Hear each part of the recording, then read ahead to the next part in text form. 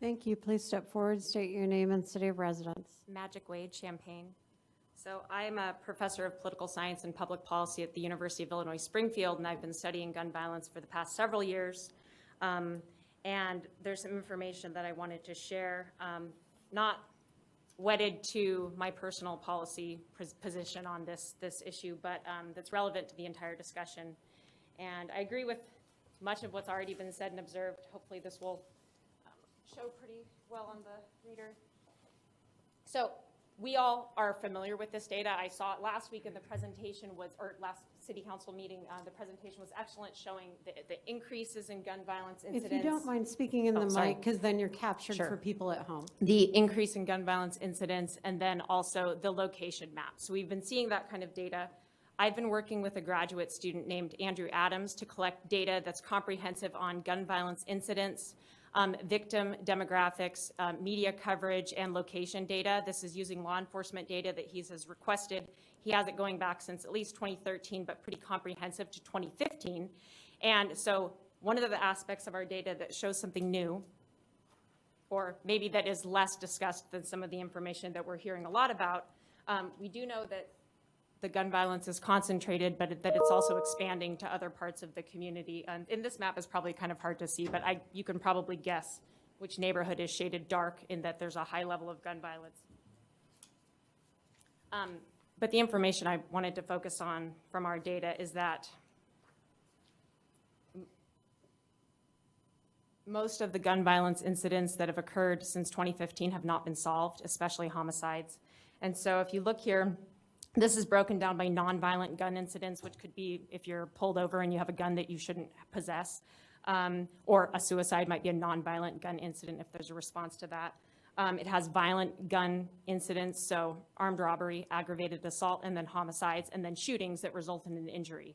There have been about 1,000 of these incidents since 2015, remembering off the top of my head. But broken down by category, we can see that about 35% of homicides with a gun resulting in death have been cleared by the police. That means an arrest or an administrative clearance. That is very low, just like qualitatively, but also compared to the national average.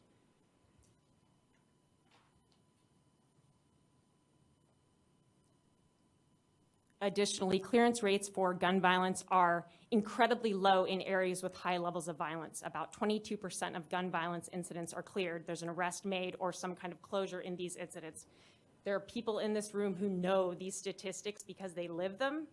But I think it's really important that we have this data when we start to have a conversation about these different kinds of policies that want to address the problem that happens after we've implemented our gun violence prevention program. So, we've seen this big proposal for that, but there is the aftermath of gun violence, which leaves people to feel very unprotected, as the previous speaker noted.